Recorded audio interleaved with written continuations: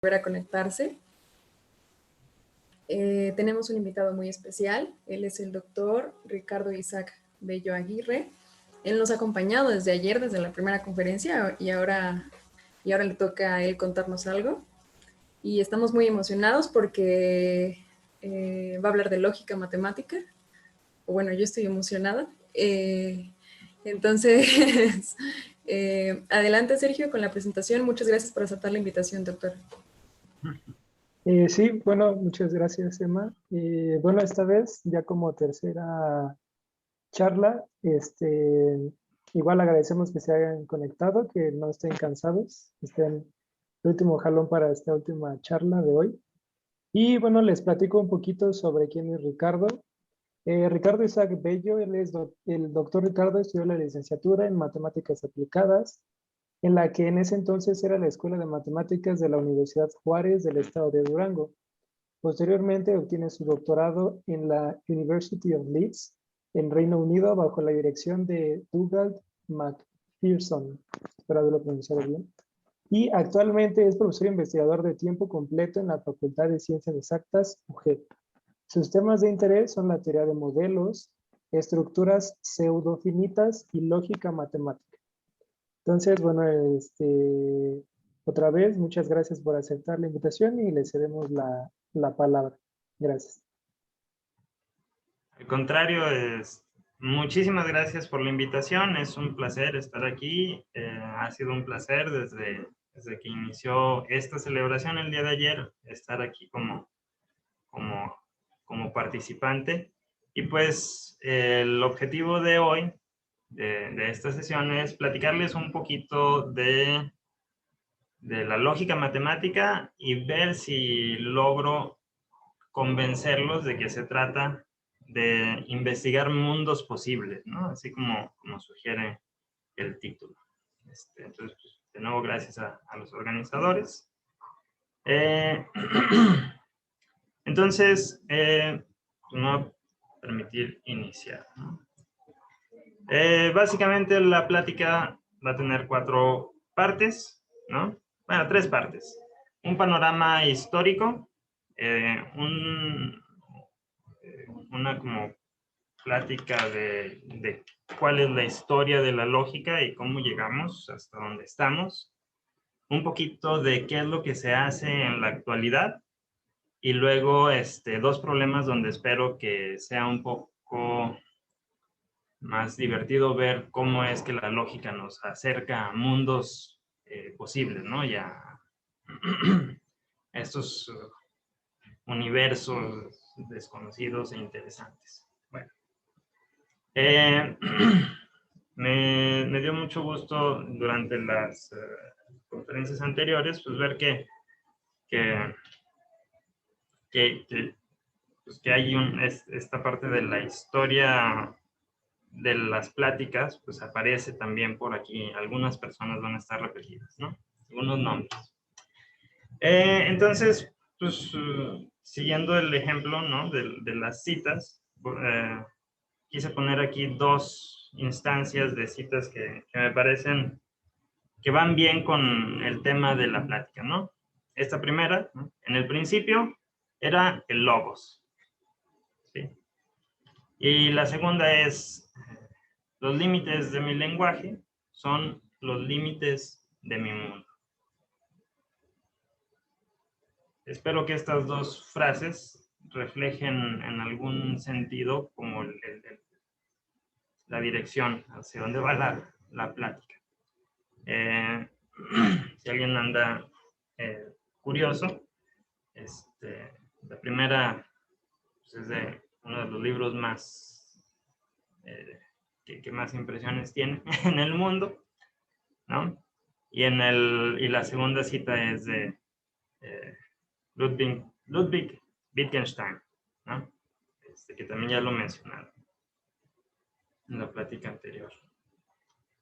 Bueno, espero que eso sea lo más controversial de la plática. La idea es esa, ¿no? Ver qué onda, qué es la lógica matemática, de dónde viene, por dónde ha pasado, cómo la entendemos ahora y, pues, cuál es la parte divertida, ¿no? Entonces, Vamos a dar la parte histórica, vamos a enfocarnos en 4 áreas en donde se dividen, ¿sí? En donde se clasifica actualmente la lógica matemática, y luego vamos a ver 2 ejemplos de técnicas que nos permiten acceder a estos nuevos mundos, ¿no? Y como siempre es bueno tener una parte en la plática que sea conocida y que quede clara, pues aquí está, ¿no?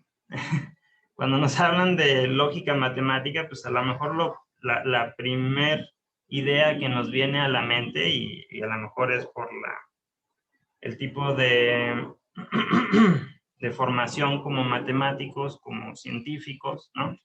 Es esto de aquí, ¿no? Las famosas tablas de verdad. Entonces, si alguien lleva álgebra superior, pues lleva las tablas de verdad. Si alguien está en ingeniería y tiene algo que ver con electrónica, pues llevan compuertas lógicas, etcétera, ¿no? Si alguien está haciendo programación, pues son los conectivos y, os, y entonces, los ciclos, condicionales, etcétera. Entonces, la primera tabla, pues corresponde a la conjunción, ¿no? Y si nos acordamos de lo que nos platicaron, pues la conjunción de P y Q es verdadera siempre que todo lo que está involucrado sea verdadero, ¿no? Tanto P como Q sea verdadero. La disyunción en los demás casos es falsa, ¿no? Aquí. La disyunción es verdadera si al menos uno es verdadero y es falsa si no. Esta es muy controversial, ¿no? La implicación material pues es verdadera cuando es el caso de que A y B son, como diría Wittgenstein. Es falsa si esta cosa que entendemos como la causa se cumple, pero la consecuencia no. Y pues, cuando no se cumple la causa, pues no podemos hablar, así que decimos que es verdadera. El clásico ejemplo, si mi abuelita tuviera ruedas, sería una bicicleta. Y luego viene aquí la doble implicación, que lo que dice es, quiero saber si estas 2 proposiciones, si estas 2 cosas, A y B, coinciden en su ser, en algo de su ser, ¿no? En particular, si son verdaderas ambas, digo que la doble implicación se satisface. Si son falsas ambas, digo que la doble implicación se satisface. Y si difieren, pues no. ¿Sale? Y entonces esto es lo conocido y lo que viene a la mente, pero ¿qué hay detrás de eso? ¿No? Si las matemáticas vienen, o si uno acepta que las matemáticas provienen de la prehistoria, pues la lógica pues, proviene desde que uno de nuestros antepasados, no sé, agarró una planta con espinas y le dolió, ¿no? Entonces decidió pues, que ya no iba a agarrar las plantas con espinas, porque si agarraba las plantas con espinas, pues dolía, ¿no? Entonces es una cosa de supervivencia. Si me como este hongo, pues a lo mejor me muero, pues mejor no me lo como. Entonces, una pregunta que uno no se hace, pero podría yo hacerles es, estas tablas de verdad, si uno acepta que los humanos hacen lógica desde que están tratando de sobrevivir, pues como de qué época creen que son, ¿no? Entonces piensen ahí en su espacio, más o menos de qué época creen que son las tablas de verdad, ¿no? Hagan una aproximación, no tienen que decirme, ahorita les voy a platicar cuándo salieron, ¿no? La idea es que esto que tenemos aquí en la pantalla, pues es un resumen de muchas cosas, ¿sale? Y todas esas cosas, pues a lo mejor esto es un poco muy ambicioso, pero vamos a ir por partes, ¿no? Estas cosas pues vienen a lo mejor desde la prehistoria, pero un tratamiento organizado en la cultura occidental, porque pues, nosotros nos enseñaron los griegos, ¿no? Puede uno regresarse hasta la época de Aristóteles, de Euclides y Zenón, ¿no? Mucha gente pues lo regresa un poco más y dice que Sócrates hacía lógica, ¿sí? Hacía lógica dialéctica según todos los diálogos, pero pues como los diálogos los escribió Platón y Aristóteles era el alumno de Platón, pues el alumno más aventajado pues se lleva ahí el crédito de agarrar toda esta este trabajo de su profesor, ¿no? Entonces, Aristóteles se le adjudica con la teoría de los silogismos, perdón por el error aquí de dedo, la teoría de los silogismos, pues el primer tratamiento organizado occidental de la lógica, ¿no? Euclides, en palabras de algunas personas, quizá el más grande maestro de matemáticas de la historia, pues hay gente que dice que más que ser un maestro de geometría era un maestro de lógica, porque pues, muchas de las cosas que escribió pues, se las contaron, ¿no? Los teoremas son de otras personas y él las recopiló y los editó y los acomodó, ¿no? Entonces esa edición como un sistema axiomático, esa es la parte como de Euclides que pasó hacia el futuro, ¿no? Y Zenón de Elea, un poco antes de ellos, ya estaba trabajando con contradicciones, con paradojas, con esta idea de entrar en conflicto con la intuición para llegar a una verdad más profunda, ¿sale? Y ese es el enfoque con el que quiero que veamos a estos tres, ¿no? Lo que hacen es, tengo la intuición, quiero hablar de mi mundo, lo que me rodea, ¿cómo lo voy a hacer? Aristóteles dice, hay que razonar bien, y para eso necesitamos una herramienta que es la lógica. Euclides dice, con la lógica hay que razonar bien, sí, como dijo Aristóteles, y además hay que ser ordenados. Entonces pone las cosas básicas al principio, y luego utiliza un sistema deductivo para ir avanzando, ¿no? Lo mejor que pudo, lo mejor que se sabía. Y Zenón pues, lo que dice es, bueno, pero hay que tener cuidado de la intuición. La intuición es nos sirve para tener dirección, pero no hay que creernos todo lo que nosotros nos digamos a nosotros mismos, ¿no? Okay. Bueno. Después del periodo clásico de los griegos, pues todo este quehacer de mantener el conocimiento durante la Edad Media, pues pasa a los matemáticos del Islam, y ellos leen a Aristóteles y leen a Euclides y dicen, parece que tienen buenas ideas, entonces lo que yo hago lo voy a presentar de una manera similar, ¿no? Lo que yo estoy haciendo para encontrar soluciones de ecuaciones cuadráticas, bueno, pues lo voy a presentar ordenadamente, ¿no? Es el tratado de un álgebra de Al-Khwarizmi, y de donde pues también viene la palabra algoritmo, que más adelante vamos a regresar a ella. Y entonces viene toda esta carrera por mejorar a Euclides, ¿no? Como hay un ejemplo, pues hay que ver hacia ese ejemplo y mejorarlo. Y vienen ya algunos trabajos respecto a esta idea de las geometrías no euclidianas y un pequeño atisbo de cómo es que vamos a ir encontrando nuevos mundos, ¿no? Los griegos decían, el mundo es como es y lo voy a describir y lo voy a estudiar. Aquí en estos pequeños trabajos, bueno, empiezan a pensar sin querer y sin darse cuenta cómo serían otros mundos. Vienen los clásicos mexicanos, novohispanos, en esa época todavía no se llamaba México, pero hay un grupo de monjes de distintas denominaciones, pues que de alguna manera están relacionadas con México, pues porque era una buena colonia para ir a venir a hacer los sabáticos, ¿no? Venían y escribían sus libros y luego se los llevaban a Europa y los repartían por allá, pero son esta generación que fue alcanzada por la influencia del Islam en España.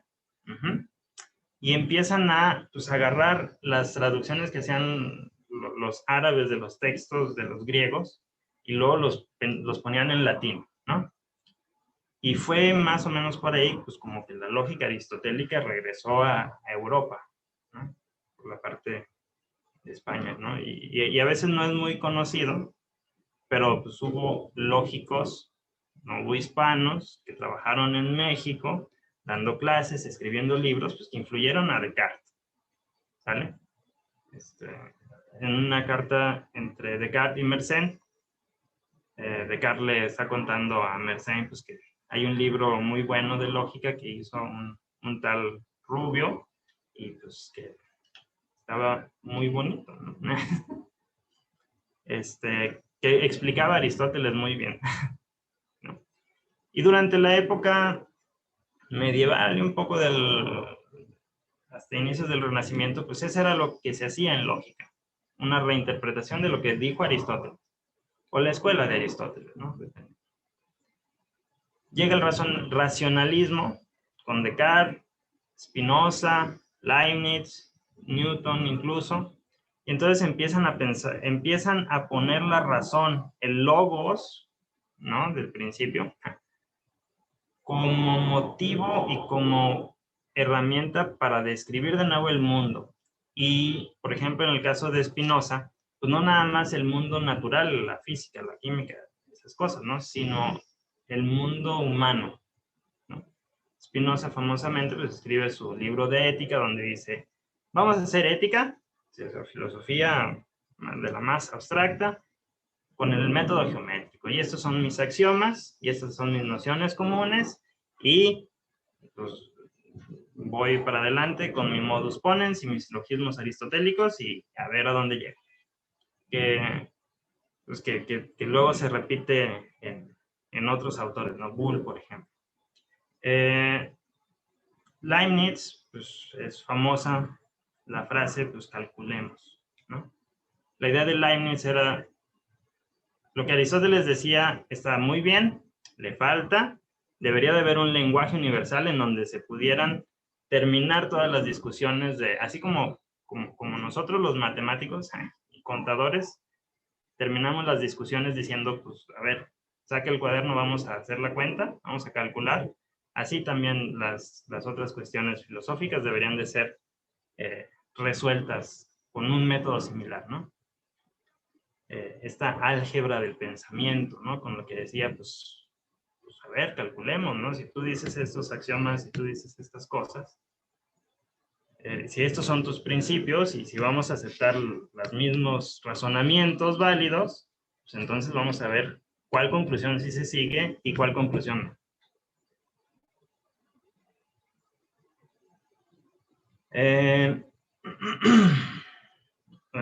Un poco antes de los racionalistas, mucho antes, viene Ockham, William of Ockham, que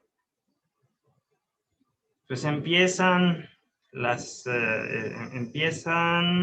personas en muchos lugares, así como decían en la plática anterior, a veces las ideas están por ahí, ¿no? Flotando, y a muchas personas se les ocurre levantar la mano y alcanzarlas, ¿no? Entonces, empieza esta noción de un tratamiento sistemático de lo que dijo Aristóteles ahora, ¿no? Si lo que dijo Aristóteles lo definía como en proposiciones universales y particulares y positivas y negativas, bueno, pues Ockham lo que hace es hacer un análisis más allá y decir, bueno, hay cosas que se repiten como decir y o como decir o, ¿no? Y si tengo si sé que se cumple cierto fenómeno A, pues entonces también sé que se cumple A o B. Entonces, Ockham es de los primeros que tienen estas como ideas de lo que después viene a ser el cálculo de predicados, ¿no? Cálculo de secuentes, reglas de inferencia, etc. De Morgan, con sus famosas leyes, lo que hace es ya este paso de la algebrización de la lógica. Ya empiezan a decir, bueno, la lógica era hasta ahorita lo que me permite hacer retórica y convencer a la gente, pero ahora quiero estudiar la lógica sin tener que utilizar esa construcción humana del lenguaje. Entonces lo que debo de hacer es pues, ponerle matemáticas, ¿no? Y empiezan a trabajar en ese sentido. Esto ya es moderno, ¿no? Es el siglo XIX. Donde empiezan a trabajar con esta interpretación moderna. En el siglo XIX es donde empiezan a aparecer como todos estos saltos, justo, pues porque las ideas están por ahí y hay mucha gente como que está saltando a tratar de agarrarlas. Un alumno de Morgan, George Boole, lo que hace es como completar la parte de su profesor, ¿no? Su profesor, su amigo, su mentor, y dice, pues resulta que el pensamiento tiene ciertas leyes y eso nos ayuda a hablar de lógica y matemáticas, ¿no? Entonces, lo que hace es manipula algebraicamente símbolos que representan proposiciones. Les pone estos valores de 0 y 1. Justo, bueno, no justo, pero así como veíamos al principio, pues la gente que se dedica a cuestiones electrónicas, cuestiones de computación, cuestiones de sistemas. Las computadoras trabajan con ceros y unos, corrientes o no corriente. Y empieza a separar la lógica de este juicio de valor, de verdad, ¿no? de lo que es el mundo, a una cosa meramente matemática, ¿no? Ya no estoy tan cómodo de decir verdadero o falso, pero 0 y 1, perfecto. Eso sí me lo sé, ¿no? Y empiezan como este cambio, ¿sí? Justo aquí en el siglo XIX, de la lógica filosófica, empieza a separarse como mucho más claramente de la lógica matemática. Lewis Carroll, era el nombre con el que escribía sus ficciones, el matemático Charles Dodson.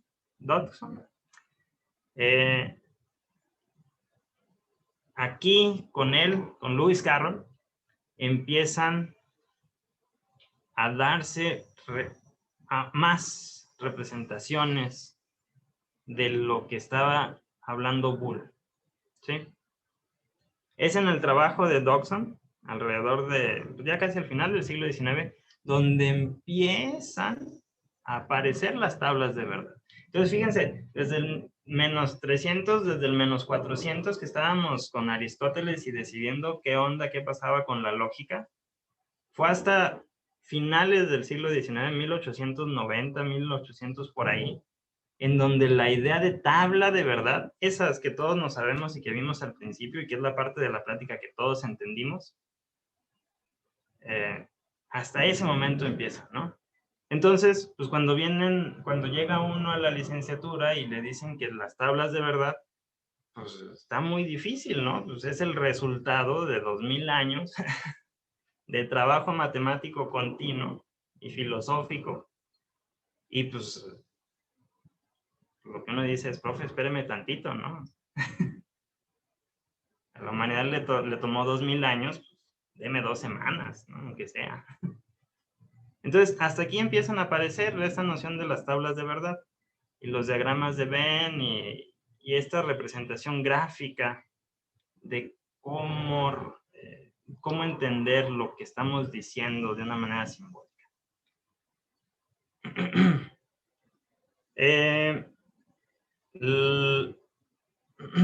hay otros esfuerzos en otras áreas de las matemáticas, pues que están empujando esta idea en el aire de buscar distintos mundos, ¿no? Que es un poco la dirección que me gustaría darle a la plática. Están los geómetras, Bolyai. Aquí me equivoqué de orden. Entonces, Gauss, Lobachevsky, Bolyai, que estuvieron trabajando en geometrías no euclidianas, ¿no? Hasta este momento, ¿qué era lo que pasaba? Si uno quería estudiar matemáticas, lo que sea que eso significara, lo que tenía que hacer era leer a Euclides, punto. ¿Sí? Por eso le dicen que es el mayor maestro de matemáticas de la historia. Pues porque durante 2000 años era el libro de texto de matemáticas. Si uno quería estudiar matemáticas, sea lo que sea, pues leía a Euclides, leía a Aristóteles y a Diofanto. No. Si ya te tocó hacer del Renacimiento y más para acá, pues ya te enseñaban los números indorábiles, ¿no?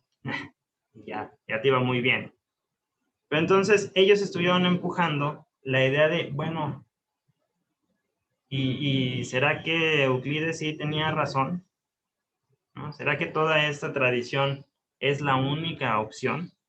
Y pues resulta que no, ¿sale? Resulta, Bolyai, Lobachevsky y Gauss muestran que a lo mejor si tenemos distintas hipótesis, tenemos distintos resultados, tenemos distintos mundos. Y entonces esto que nosotros vemos como algo plano, pues no es la única opción, ¿no? Tenemos la geometría hiperbólica, la geometría elíptica, después, ¿no? Esta es la parte de Riemann, ¿no? Y dijo, pues la geometría es lo que se le antoje a la superficie, ¿sale? Viene la parte, el empuje desde el álgebra, ¿no? Lo clásico era, resuélveme esta ecuación. Y por eso Al-Khwarizmi es tan famoso, porque dijo, este es el primer tratamiento de cómo resolver ecuaciones cuadráticas. Y luego llegaron los italianos y dijeron, ¿sabes qué? Así se demuestran, o sea, se solucionan las ecuaciones cúbicas. Y, aparte, las de grado 4. Ahí está, que no diga. Entonces llegan ellos dos, Abel y Galois, y dicen, pero nomás hasta ahí. Ja, perdón, esa cosa que parecía que iba a funcionar, ya no. Abel dice, la ecuación general de grado 5 es insoluble por radicales. Y Galois dice, bueno, pues Abel me ganó este resultado, yo también lo tenía escrito por ahí, pero fíjate que yo te puedo decir de los demás grados cuándo se pueden y cuándo no. Y empieza esta área de la teoría de Galois. Pero ¿qué es lo que significa? Desde el punto de vista de esta plática, la parte que me gustaría hacer hincapié es, vuelven a cuestionarse esta forma tradicional de ver las matemáticas, ¿sale? Porque hasta que ellos demostraron eso, la forma de estudiar el álgebra era, voy a encontrar las soluciones. Ellos dicen, es que a lo mejor esa no es la idea buena, ¿no? ¿Por qué? Pues porque no hay soluciones. Entonces, hay cosas que los métodos tradicionales no alcanzan a entender, ¿no? A agarrar así por las orejas y entenderlo y estudiarlo. Vienen los analistas, ¿no? Cauchy y los alemanes, Dedekind, Riemann, que dicen, bueno, pues si Euclides hizo todo eso que hizo basándose en objetos primarios o elementales, ¿no? Pues vamos a hacerlo con el análisis. Y empiezan a ver cómo puedo construir los números desde la aritmética. Estaban muy contentos con la aritmética, ¿no? Bueno, seguimos muy contentos con la aritmética. Sí, seguimos contentos con la aritmética. Entonces dicen, pues vamos a ver el análisis desde la aritmética. Y aquí también pues entra Cantor, más adelante vienen vienen las fechas, pero por ahí, construyendo los números reales a partir de los racionales. Entonces estamos haciendo este proceso de ver qué hay debajo de todo el edificio matemático, ¿no? De dónde se está sosteniendo. ¿Por qué? Pues porque acaban de pasar estas cosas de las geometrías no euclidianas, y entonces, pues, si la geometría no era como decía Euclides, pues a lo mejor la aritmética no era como decía Diofanto, ¿no? Entonces, pues hay que revisar. Sí, desde quien Riemann, y luego ya. Pues si quieres basar el análisis en la aritmética, ¿por qué te quedas ahí? Entra a escena Gottlob Frege, y dice, no, la aritmética no es lo más básico es la lógica, y todo se debe de fundamentar en principios lógicos. Y escribe la conceptografía, que me gustaría saber hablar alemán, me parece que esa palabra debe ser casi poética, ¿no? El Begriffsschrift, donde dice, voy a representar mis pensamientos con grafías, con trazos, y voy a poner lo que estoy pensando en el papel utilizando esos trazos. Y entonces la relación que hay entre esos trazos va a ser la relación que hay en el mundo entre los objetos a los que me estoy refiriendo. ¿Sale? Y dice, y todo se puede hacer así. Esta es la base de la matemática.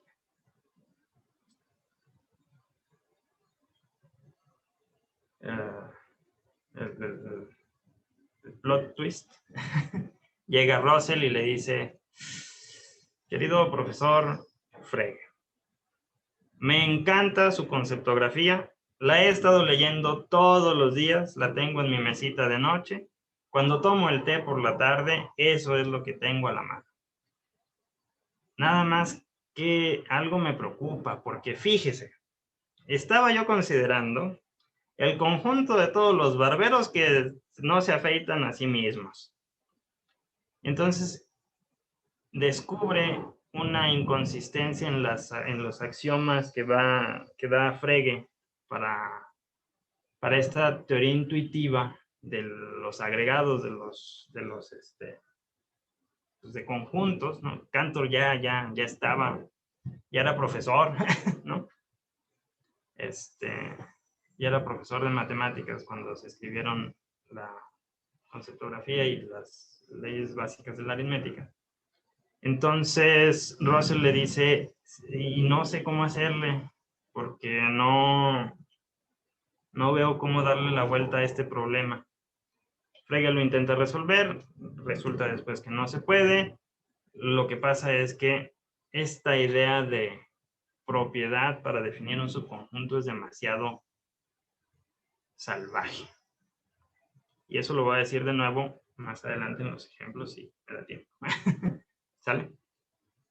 Pero la idea de ellos es, si ya voy a reducir todo a la aritmética, pues me voy un paso después y lo baso en la lógica. ¿Sale?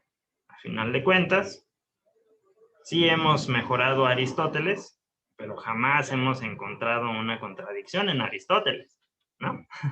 Y eso es bueno. Aquí está Ludwig Wittgenstein, que fue amigo de Ramsey, el mismo Ramsey de la teoría de Ramsey de hace rato. Fue alumno de Russell, ¿no? Estaba por ahí en el ambiente. Y él empujó la lógica, pues también como base, no nada más de las matemáticas, sino de la filosofía, el razonamiento, ¿no? O sea, todo el razonamiento va ahora a la lógica y a las relaciones entre los lenguajes, lo que podemos hablar acerca de las cosas. Y es Wittgenstein, el filósofo, pues uno de los que ya puso las tablas de verdad, así como las vimos al principio. Pues son ideas que salieron independientemente por Wittgenstein y por Emil Post. en 1920. Entonces, acuérdense cuál fue su primera aproximación a cuando aparecieron las tablas de verdad como tablas de verdad. Y vean qué distancia hay con 1920. ¿Sale? Hay gente viva de cuando las tablas de verdad aparecieron en el mundo. ¿Sale? Esto me pareció muy sorprendente porque yo creí que lo había hecho Boole, pero no, resulta que no. O sea, Boole multiplicaba y sí tenía una idea de verdadero y de falso, pero no hacían las cuentas. ¿No? Entonces Wittgenstein y Post los que introducen la forma moderna de las tablas de verdad. A la misma, más o menos en la misma época, pues, está el formalismo que dice, bueno, lo que va a pasar es, tenemos que hacer todo de modo axiomático. Oiga, pero eso es lo que estoy diciendo yo. No, pero no quiero que sea nada más de la lógica, no quiero tener que hacer todo desde la lógica, pero quiero que todo sea axiomático y deductivo. Y entonces los matemáticos del siglo XX le dijeron, sí, Herr Professor Hilbert, ¿no? El programa de 23 problemas de Hilbert pues, dio las matemáticas durante todo el siglo XX y los primeros problemas que puso fue, necesitamos fundar lógicamente, fundar formalmente, axiomáticamente, si se puede, la aritmética. Tenemos que decidir qué onda con esto que nos dejó Cantor y tenemos que poder encontrar soluciones de ecuaciones con enteros, ¿no? O sea, aquí es así, alumnos, pónganse las pilas, necesito que me entreguen esto para dentro de un mes. Y muchos de sus alumnos sí se pusieron las pilas, ¿no? Kolmogorov, pues, hizo ya no era más amigo que alumno, pero Kolmogorov hizo la teoría axiomática de la probabilidad. El Hilbert y algunos de sus estudiantes, postdocs también, von Neumann, pues se metieron a la parte axiomática de la física cuántica, de la física relativista, ¿no? O sea, famosamente Hilbert no confiaba, creía que los matemáticos eran los indicados para darle, ¿cómo se llama? Valor a las teorías nuevas, estas que parecían interesantes de este muchachito, el Albert, ¿no? Y, pues como buen líder, pues puso el ejemplo y dijo, ¿sabes qué? Yo hago la geometría y ustedes hacen el resto. Entonces, axiomatizó sin todas las sutilezas que Euclides había tomado por sentadas, ¿no? Porque está hablando del mundo, ¿no? Yo agarro un punto y un punto acá, pues aquí está la recta. Bueno, pues Hilbert lo que hizo fue dar una axiomatización completa de qué significaba hacer geometría sin recurrir pues, a esta idea como intuitiva que tenían los griegos, ¿no? Trabajando con Hilbert y también en la corriente del formalismo, pues con Neumann, con todo lo que hizo, ¿no? Definiciones de funciones, de cardinales, de pares ordenados, la parte de física relativista, física cuántica, la parte de las sucesiones y los espacios de Hilbert, pues von Neumann fue el que fue el alumno que le tocó hacerlo, ¿no? Y luego, pues como respuesta a este empuje germánico, pues están los que estaban trabajando en Escandinavia, Hayting, Brouwer. Lo que hacen es decir, le salió muy bien al Bolyai y al Lobachevsky ver qué pasaba si Euclides estaba mal. Y hasta hasta hace unos cuantos años, pues lo único que estudiábamos era Euclides, como si le hacíamos caso a los franceses, a Euler, y Aristóteles. Bueno, pues ¿qué pasa si Aristóteles no está bien? ¿Qué pasa si esas cosas que uno acepta como principios fundamentales de la lógica pues no son ciertos? ¿Qué pasa si el tercer fluido no se cumple? Entonces empieza pues, todo explosión de trabajos en teorías intuicionistas, en teorías de la prueba, álgebras de Heyting, ¿no? que extienden las álgebras de Boole, sirven para dar valores de verdad, ¿no? A proposiciones, etc. Aquí, perdón por el error de dedo. Entonces llega el intuicionismo. Y llega Gödel. Y llega Gödel y dice, con permiso, yo sé que todos tienen en muy alta estima a Aristóteles, yo también. Yo creo que todo lo que dijo Aristóteles es cierto y pues me gustaría estudiar esto de la lógica. Entonces, con permiso Ockham, con permiso Boole, con permiso Frege, con permiso Russell, yo soy el siguiente Aristóteles. Y pues sí, casi, ¿no? Vamos a hablar de él más adelante, pero pues es importante que tengamos ahí. Todo esto es como en el mismo proceso histórico, ¿no? Ok. Muy rápidamente, porque ya me extendí demasiado, me emocioné mucho. ¿Cómo está la lógica matemática ahora? La lógica matemática en este momento, una clasificación muy aceptada, es que se divide en 4 partes. Primera parte, la teoría de modelos. La teoría de modelos habla de la verdad. Así. ¿Qué significa que algo sea verdadero? Tarski propone una noción de verdad semántica, ¿no? Que tiene que ver con ejemplos.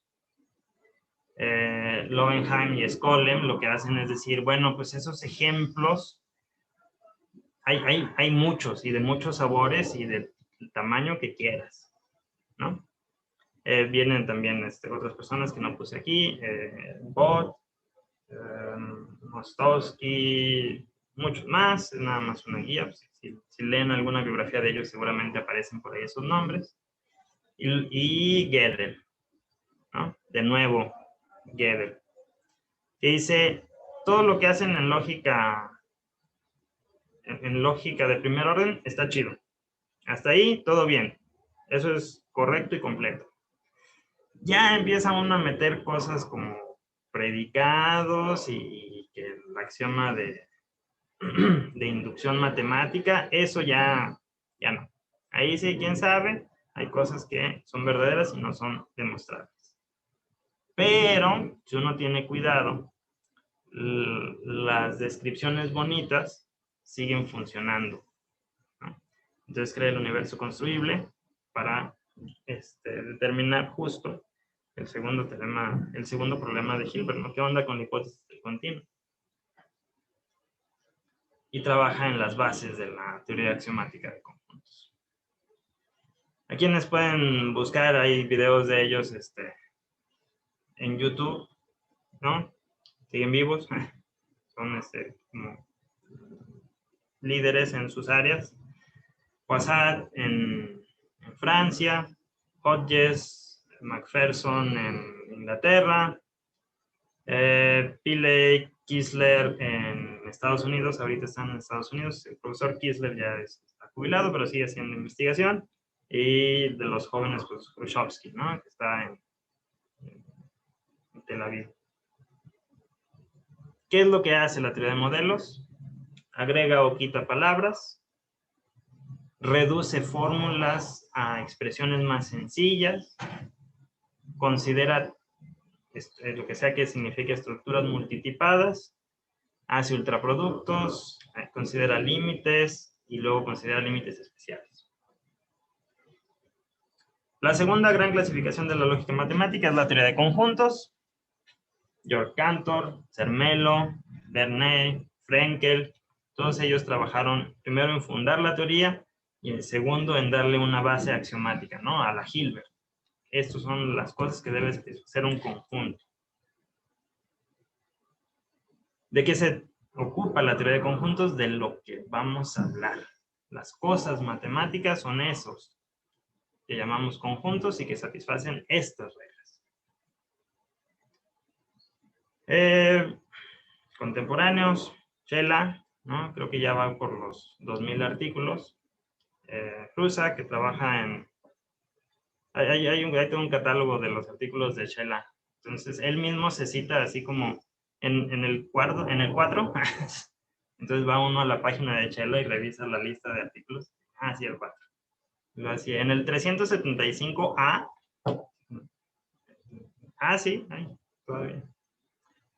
Prusa, que está trabajando en teoría de conjuntos en Morelia, ¿no? Pues está más cerca. Todorchevik, que está en Francia y Canadá. Y Mariante Maliaris, que es una doctora que está haciendo muchos avances en el programa de Shela. Muy amable. ¿Qué es lo que hace la teoría de conjuntos? El universo construible.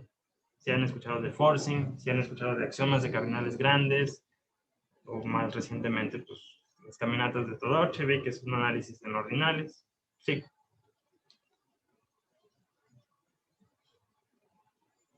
La tercera gran área es la demostración, teoría de la prueba. ¿Qué significa demostrar? ¿Sí? ¿Qué es una demostración? ¿Cómo las identificamos? ¿Cómo las reducimos? ¿Cómo las clasificamos? Los nombres: Kensen, Brouwer, Heiting, Robotsky, Post, el de las tablas de verdad, y todos ellos que están aquí.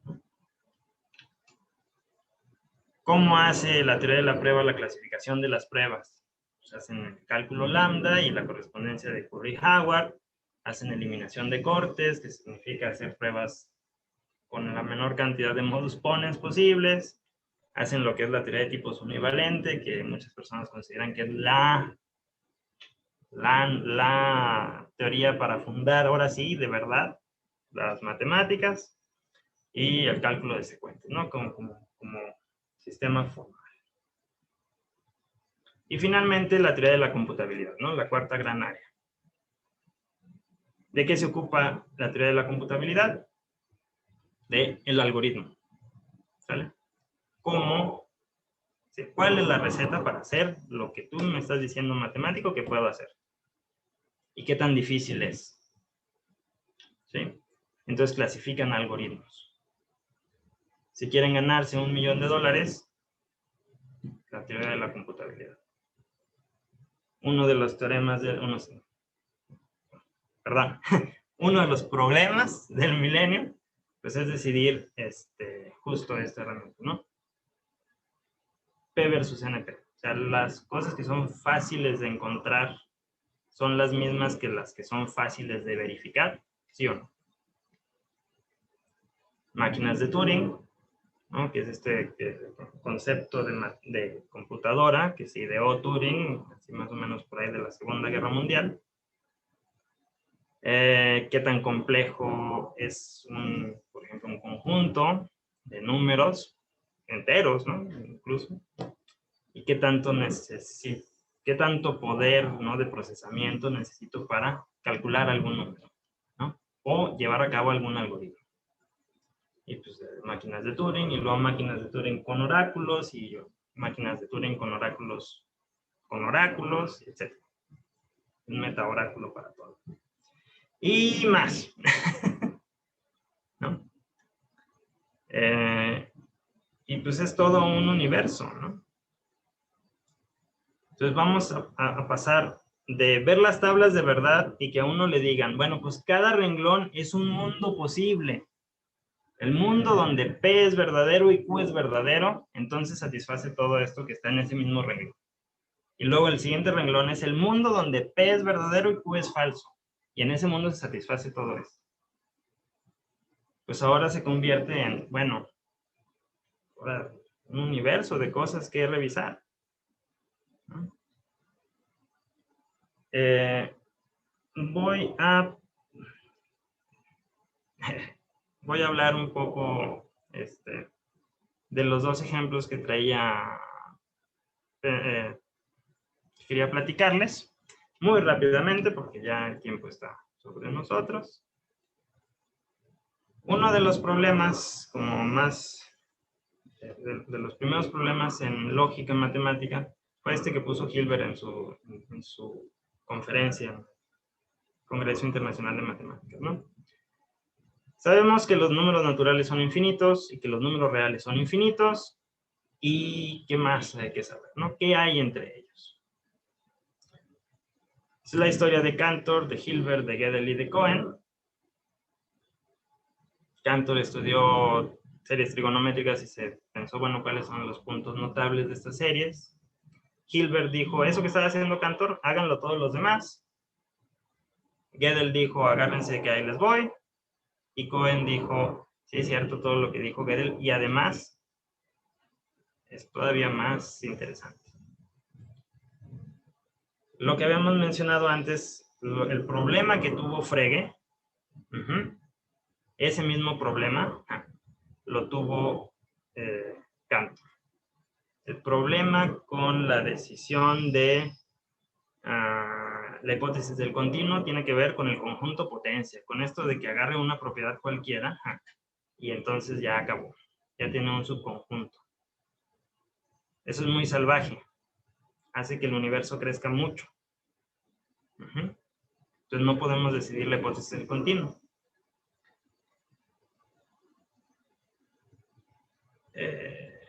Gödel dijo, pues si el problema, como igual que con Frege, era el potencia, el conjunto potencia, pues qué tal si agarramos uno así como más mansito, ¿no? Y entonces la solución que él propuso fue, bueno, pues no agarres todos los subconjuntos. Digo, si ya estamos haciendo lógica, pues agarra los subconjuntos que puedes describir con lógica. Y resulta que eso es suficiente, pues para que en lugar de tener muchos conjuntos, tengamos los menos posibles. ¿Vale? Esa es la filosofía. Bueno, en este mundo que nos dejó Cantor y que nos dejó Zermelo y que nos dejó Frenkel, hay muchos conjuntos, explota esta condición del conjunto potencia. Pues hay que ser un poco más mesurados, hay que tener en la mente como que algo más sensato. Vamos a usar fórmulas. Si ya tenemos este lenguaje, pues vamos a usarlo. Entonces, al amansar la operación de tomar subconjuntos, reduce esta explosividad del conjunto potencia y entonces lo que obtiene es que sí, los reales son exactamente los siguientes números, el siguiente infinito. Y Paul Cohen dice, bueno, ¿qué tal que ahora utilizas esa expresividad, pero al extremo, ¿no? Exageradamente. Básicamente, muy vagamente, lo que pasa es que hay esta idea de que los irracionales los puedes nombrar a través de racionales, ¿sí? Y lo que estás haciendo es nombrar irracionales utilizando elementos que ya tienes y luego los consideras. Forcing lo que hace es, pues ya no voy a usar sucesiones, sino voy a usar filtros y conjuntos cofinales, y los filtros me van a dar esta idea de convergencia. Entonces a lo que convergen esos árboles van a ser nuevos reales. Entonces lo haces con cuidado y te salen muchos reales, ¿no? Vas haciendo funciones cada vez más grandes, más grandes, más grandes. Tomas el límite y esas funciones se convierten en números reales que no había. Y puedes poner tantos como quieras, ¿no? El otro ejemplo pues tiene que ver, pues para los que les gusta más el álgebra, cómo se definen nuevas cosas algebraicas, nuevas cosas relacionales, ¿no? Pero creo que el tiempo ya llegó, así que los voy a dejar simplemente con la última pregunta. Pues hay que dejar un ejercicio, ¿no? Al final, resulta que hay una manera de construir campos tomando como base campos finitos, ¿no? El de los valores booleanos que habíamos estado trabajando. Bueno, pues ahí la suma de cualesquiera dos es 0. La suma 2 veces de cualquier elemento es 0. Si hacemos los productos cartesianos, seguimos teniendo esa propiedad, pero los productos cartesianos ya no son campos, ¿no? Tengo divisores de 0. Bueno, hay una manera de tomar entonces muchos,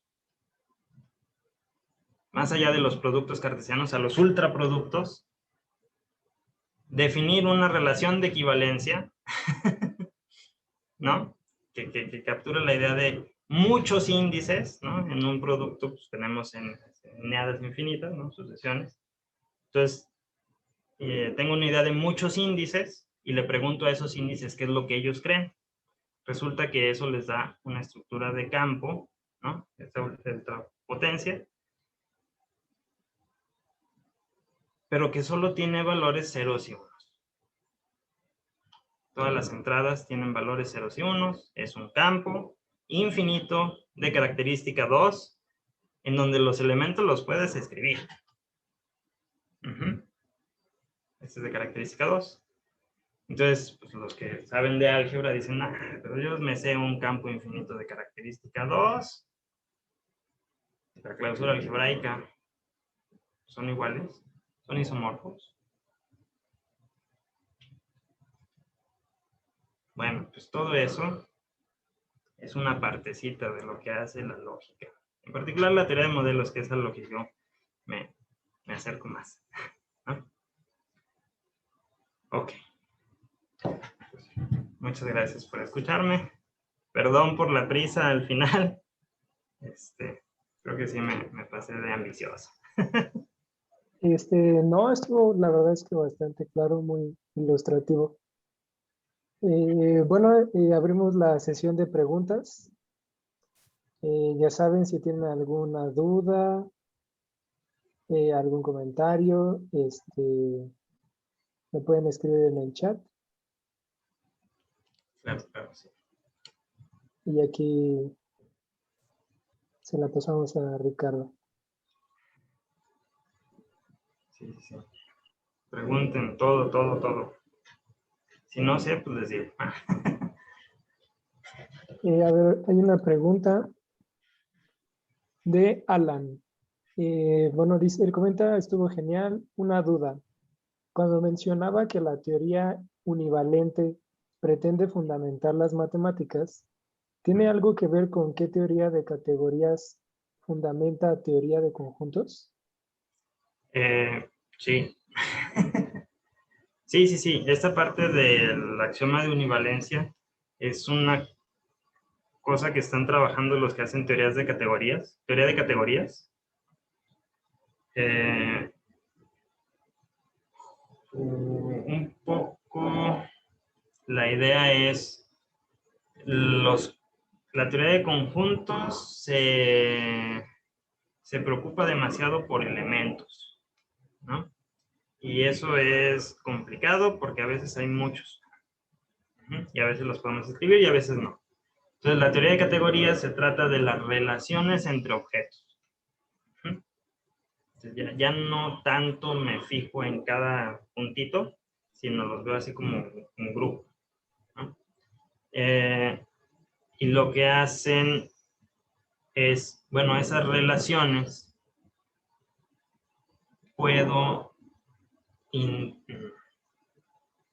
encontrar interpretaciones de todo lo que les gusta hacer a los matemáticos. Esa es la filosofía del programa, ¿no?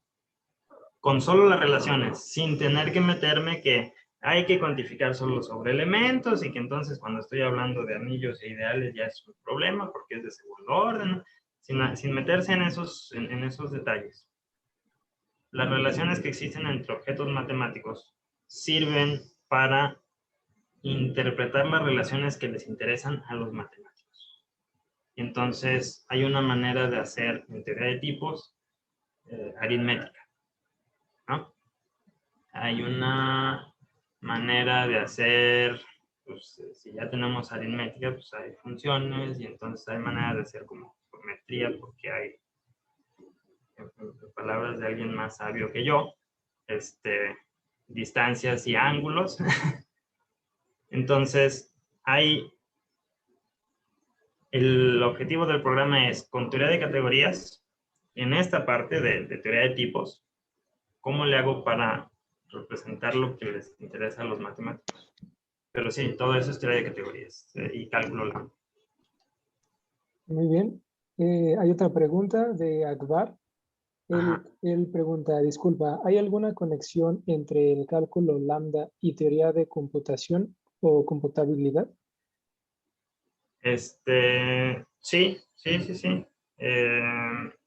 El cálculo lambda, ¿cómo nace? Pues nace como una manera de tratar de entender mejor funciones, ¿no? Y la computabilidad, pues, es tratar de entender las funciones que van de los naturales en los naturales. Entonces, el cálculo lambda se convierte, por representar funciones y relaciones entre funciones, en una herramienta que es útil para la computabilidad, ¿no? O sea, ¿cómo le hago para saber si esta función, no sé, tiene un límite, o si esta función la puede codificar una máquina de Turing? O sea, ¿cómo le hago para decidir si esta función que estoy pensando la puedo meter en una computadora? Como decían en la plática anterior, ¿no? O sea, esta máquina de Turing es una computadora ideal, que nunca se le acaba la memoria y que tiene todo el tiempo del mundo. Pero sí, definitivamente el cálculo lambda es una herramienta que sirve para estudiar propiedades que le importan a la computabilidad. En particular, por ejemplo, pues la definición de funciones, la computabilidad de funciones, ¿no? Si lo pueden escribir en cálculo lambda, significa que hay un algoritmo para calcular. Muy bien. Bueno, hay otra pregunta. Esta es de Emma. Y ella pregunta, ¿podrías explicar un poco más de esto que hacía Spinoza con su método geométrico para resolver cuestiones filosóficas? Puedo intentarlo. La idea era, o sea, Spinoza como representante del racionalismo dijo, pues está chido todo esto que dice aquí René Descartes. Sí, la razón nos debe de llevar a un entendimiento de nuestro alrededor, pero no nada más de la física y de la geometría y esas cosas, ¿no? Entonces yo propongo los siguientes cuatro, sí, 7, los siguientes, esta lista chiquita de axiomas. Y uno es que las cosas son, bueno, ese es Wittgenstein. Y uno es que Dios es bueno, ¿no? Y que el bien existe y que las cosas que se hacen para bien están bien. Y entonces agarra esos axiomas y los va combinando. Entonces dice, bueno, si Dios existe y Dios representa el bien y lo que se hace bien es bueno para el ser humano, entonces todo lo que hace Dios es bueno para el ser humano, porque como Dios es la representación del bien, todo lo que él hace debe ser bueno, y lo que es bueno es conveniente para el ser humano, y hay que tratar de aspirar a eso. Y entonces trabaja así, o sea, ¿cómo se llama? Canaliza a Euclides que nos ve a todos, ¿no? De la 17ª dimensión. Entonces dijo, pues voy a hacer deducciones, y me voy con mi modus ponens, y hizo un librote, ¿no? A eso se refería el método geométrico, no que dibujara rectas y puntos y eso, sino esta parte axiomática. Ok. Bueno, hay otro par de preguntas. Ali pregunta, hola, se mencionó que te gustan las estructuras pseudofinitas. ¿Esto qué es? Gracias por preguntarlo. Las estructuras pseudofinitas son estas que se obtienen como ultraproductos de cosas finitas. Hay una construcción formal que tiene que ver con ultrafiltros, preguntarle a los índices que creen ellos, cuando toman el cociente, ¿no?, sobre el ultrafiltro, lo que obtienen es una estructura. Entonces, si empezaron con estructuras del mismo tipo, si empezaron con estructuras algebraicas como campos, obtienen un campo. Si empezaron con anillos, obtienen un anillo. Si empezaron con grupos, obtienen un grupo. Y cuando uno puede decir las cosas que puede decir de esos ultraproductos, a eso se le llama pseudofinito, ¿no? Entonces, uno puede hablar de propiedades en el área que está uno discutiendo, por ejemplo, ultraproductos de estructuras algebraicas tienen propiedades algebraicas simplemente por la manera en que tomamos el ultraproducto. O el ultrafiltro, de hecho, ¿no? O sea, el ultrafiltro determina propiedades algebraicas. O sea, cómo puse los índices me dice si el resultado es un anillo simple, ¿no? O me dice si en el campo puedo definir un orden. Las estructuras pseudofinitas son estas, básicamente, ultraproductos de cosas finitas. ¿Qué es lo bonito? Las pseudofinitas están justo entre lo finito y lo infinito. Cumplen todo lo común a las finitas. O sea, si hay algo que se cumple en cualquier finita, se cumple en la pseudofinita, aunque no necesariamente en otros ejemplos infinitos. Pero entonces sirven como aproximaciones a cosas finitas que pueden llegar a crecer mucho. Entonces, todas estas resultados de ya sabemos que si tomamos más de 250 millones de dígitos, tenemos tal comportamiento de los ceros de tal función. Bueno, pues lo que pasa es que, dependiendo de cómo agarran el ultrafiltro, si la cosa pseudofinita tiene una propiedad, pues se baja a casi todos, ¿no? Casi todos los más chiquitos. Eso. Muy bien. Esta última par de preguntas son como encaminadas hacia un poco lo mismo.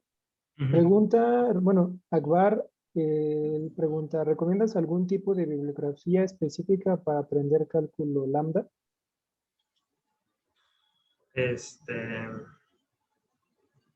No tengo ahorita así en la mente un libro especial. No, tendría que revisar. O sea, no tengo uno así como que recomiende a todo el mundo. Sí.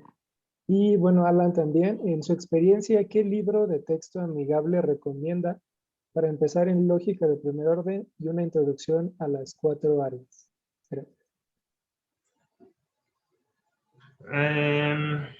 A mí me gusta mucho, por ejemplo, para esta parte de lógica proposicional y de predicados, y un poco como la parte filosófica, hay un libro que se llama Introducción a la lógica formal de Alfredo de Año.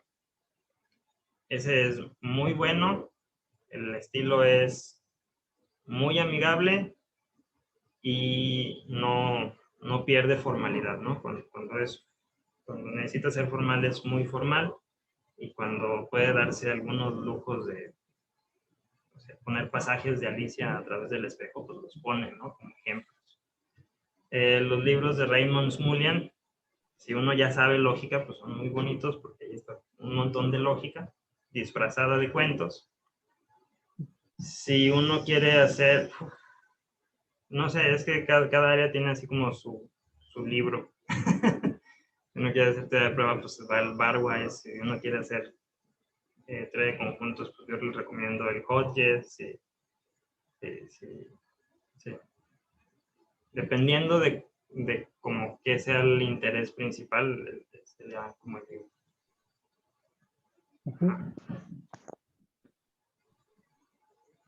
Bueno, hay otra pregunta de Ali.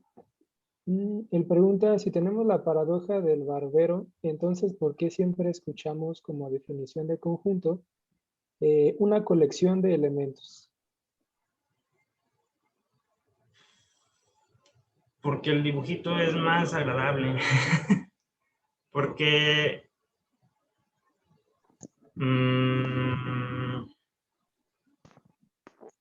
porque la intuición es muy buena. O sea, esa intuición es muy buena. Si uno tiene cuidado de no creerse todo lo que nos decimos a nosotros mismos, esa intuición nos puede llevar mucho, muy lejos, ¿no? Y de repente, pues, bueno, si solo seguimos la intuición, pues pues tendremos que darnos de topes en alguna pared y decir, ah, sí, cierto, es que no cuantifiqué bien, ¿no? Porque es mucho más pedagógico, yo creo, es una de esas cosas como pedagógicas que hacemos, que si no nadie se interesaría. Ok. Si tienen otra pregunta, tenemos yo creo que tiempo para unas 2, 3. Pueden poner aquí en el chat.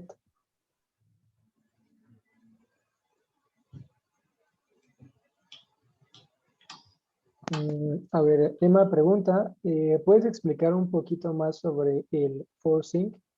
He escuchado la palabrita por ahí, pero nunca he entendido bien en qué consiste.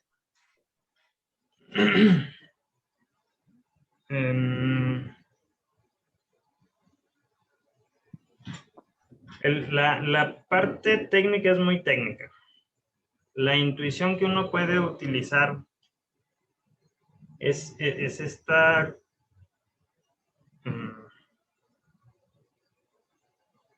Lo que sucede es lo siguiente.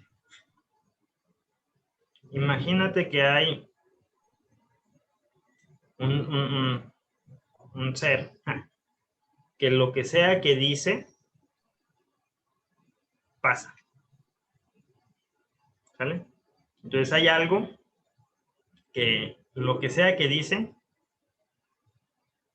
se materializa en el mundo, ¿no? La técnica de forcing, ¿qué es lo que hace? Agarra el objeto matemático del que estás hablando y luego lo ordena, ¿sí? O sea, ordena los subconjuntos de ese objeto. Y entonces se va escogiendo algunos elementos que caben en ese orden, ¿sí? Y a la colección de esos elementitos que escogiste, le pones un nombre y lo escribes. Y luego vas con este ente que materializa las cosas y le pides, ¿puedes decir por favor esto? ¿Sale? Y resulta que el ente lo dice y entonces aparece algo que no estaba dentro de tu estructura, porque lo que estás haciendo es una cosa pues, de segundo orden, ¿no? Estás considerando un cierto conjunto de elementos de tu estructura. A ese le asocias o sea, eso lo agarras como nombre, le dices al ente que lo diga, y entonces aparece. Así como cuando tienes racionales, y consideras el límite, es como si le fueras a preguntar a esta entidad, oye, dime el límite de esta sucesión de racionales. Y te lo dice, raíz de 2. Aparece el raíz de 2. Si tienes muchos nombres, vas y le dices al ente, tengo esta lista de nombres, ¿los podrías decir por favor? Y el ente dice, lista de nombres. Y aparecen todos esos nuevos números reales que antes no tenía, a los que no tenías acceso. Eso, junto con que te olvidas de que tienes algunas funciones, hace que todo el mundo que crea o que viva en el ambiente donde está este ente que hace que se materialicen las cosas, crea que el continuo tiene muchos más elementos de los que pueden contar. Ajá. Y eso se llaman filtros p-genéricos y extensiones genéricas, y haces las cosas con cuidado, tienes unos órdenes parciales y defines los filtros. Resulta que las cosas que ya tenías es muy fácil de ponerles un nombre con el filtro, o sea, un filtro de nombre, Entonces no pierdes objetos, pero hay filtros que pues, están acá muy movidos, y esos sí son nuevos, ¿no? Entonces, lo que creía el mundo donde existe este materializador, pues no los conocía. Entonces, cuando él los nombra, empiezan a existir para el resto de los puntitos que están ahí y dicen, ¡ay! Ese es nuevo. Nuevo para la estructura chiquita, ¿no? Entonces, la estructura chiquita cree que es un modelo de la teoría de conjuntos, y la estructura chiquita cree que hay muchos más números reales que números naturales, justo porque pues, tú le dijiste cuántos más ibas a poner, y le dijiste que esos más que ibas a poner, pues era exactamente algo que se llama Aleph 7. ¿No? Entonces el modelo dice, de pronto se materializaron Aleph 7 números reales. Entonces, pues ya se lo creen. Forcing dice, pues ese es un modelo de la teoría de conjuntos, no se satisface la hipótesis del continuo. La parte técnica está bonita, sí es como muy técnica. Quién sabe cómo se le ocurrió a Cohen, pero la idea es esa. Si tienes un nombre, o sea, los límites de mi lenguaje son los límites de mi mundo. Si tengo un nombre, ya lo puedo considerar.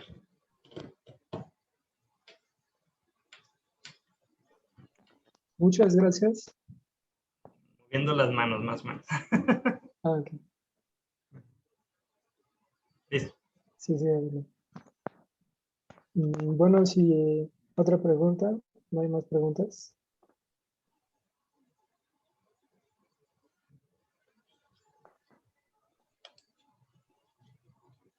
Pues, bueno, parece que fueron todas. Muy bien. Bueno, aquí un comentario. Quiero que ese ente me dé el delta que debo tomar.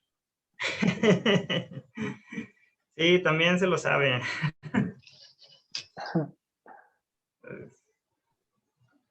Es como un epsilon a la 1000. Eso siempre funciona. No sé.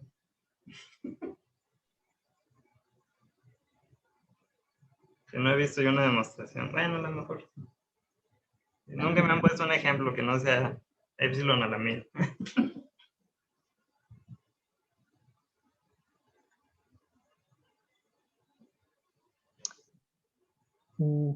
Pues bueno, parece que no hay más preguntas.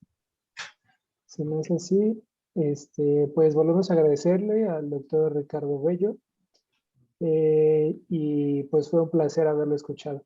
Al contrario, muchísimas gracias por la invitación, muchas gracias por aguantarme todo este rato. Muchas gracias por quedarse, y muchas felicidades a todos ustedes como comité organizador por el evento tan bonito que están teniendo, ¿no? Muy a gusto. Gracias a ustedes. Gracias, muchas gracias. Y bueno, pues damos por concluida la sesión de hoy. ¿Hay algunos avisos, Emma? Pues no, los esperamos mañana. Mañana el último día. Mañana está el doctor Rafael Alcaraz, del Instituto de Física.